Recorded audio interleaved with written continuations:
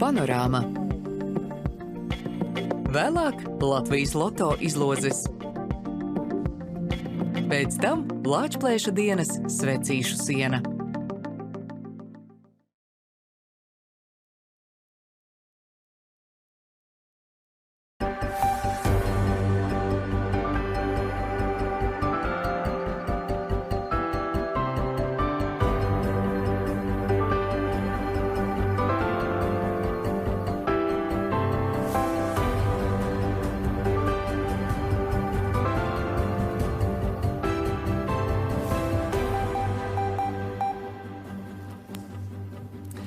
Pateicības un svinīguma pilna bijusi un joprojām ir šī diena, 11. novembris.